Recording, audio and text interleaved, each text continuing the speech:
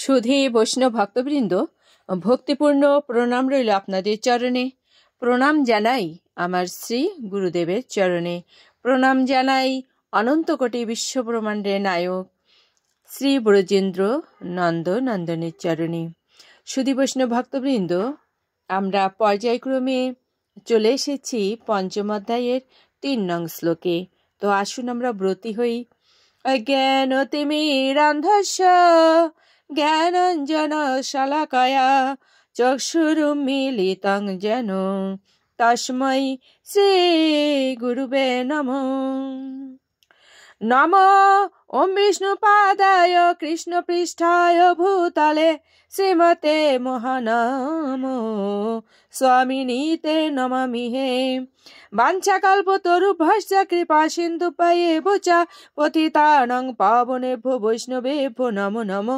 গুরু কৃপা হি কেবলমি গুরু কৃপা হি কেবলমি গুরু কৃপা হি কেবলম।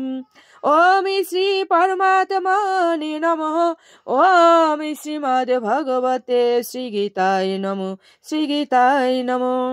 নারায়ণং নমস্কৃত নারং চৈব নরোত্তমম দেবীং সরস্বতীং ব্যাসং ততো জয়মুদীরয়েৎ। মুখং করোতি বাচালং পঙ্গুং লঙ্ঘয়তে গিরিং ইয়ৎকৃপাতমহং বন্দে পরমানন্দ মাধবম। ওম নমো ভগবতে বাসুদেবায়। ওম নমো ভগবতে বাসুদেবায়। শ্রীমদ্ ভগবতে শ্রীগীতায় নমঃ। শ্রীমদ্ ভগবদ গীতা পঞ্চম অধ্যায়, শ্লোক সংখ্যা হচ্ছে ৩।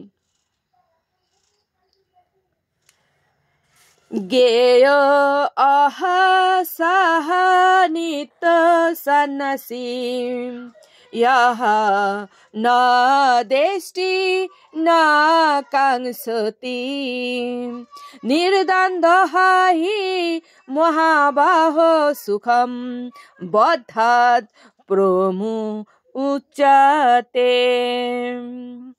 প্রমুচ্যতে। অনুবাদ: হে মহাবাহ, যিনি তার কর্মফলের প্রতি দেশ বা আকাঙ্ক্ষা করেন না তাকেই নিত্য সন্ন্যাসী বলে জানবে।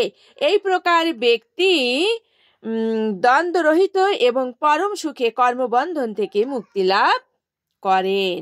তাৎপর্য: যিনি পূর্ণরূপে কৃষ্ণ ভাবনাময় তিনি হচ্ছেন প্রকৃত ত্যাগী, কারণ তিনি কর্মফলের প্রতি বিতরাগ বা অনুরাগ যে কোনো দিক থেকেই সম্পূর্ণভাবে নিরাসক্ত। এভাবেই যিনি সবকিছু ত্যাগ করে অনন্য ভক্তি সহকারে ভগবানের সেবা করেন তিনি হচ্ছেন প্রকৃত জ্ঞানী। ওম শ্রী পরমাত্মনে নমঃ। ওম শ্রীমদ্ ভগবতে শ্রীগীতায় নমঃ।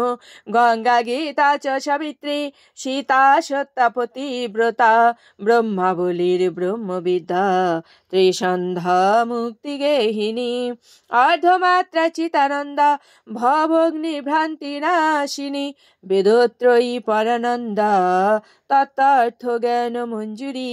ওম তৎসৎ। ওম নমো ভগবতে বাসুদেবায়। নমো ভগবতে বাসুদেবায়। ওম নমো ভগবতে বাসুদেবায়।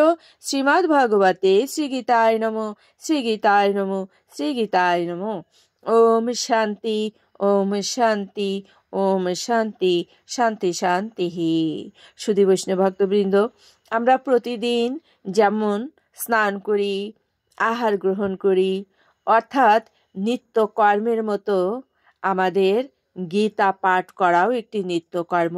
স্নান না করলে যেমন দেহ পবিত্র হয় না, তেমনিভাবে গীতা পাঠ না করলে হৃদয় ও মন পবিত্র হয় না, ভগবান খুশি হন না। ভগবান তো গীতা পাঠে অত্যন্ত খুশি হন। তাই ভগবত চরণে ভক্তি লাভের জন্য আমাদের নিত্যকর্মের মতো প্রতিদিন গীতা পাঠ করা অবশ্যই কর্তব্য। সুধী বৈষ্ণব ভক্তবৃন্দ, আমরা যেন অবশ্যই প্রতিদিন একটা করে হলেও গীতার শ্লোক শ্রবণ করি অথবা পাঠ করি।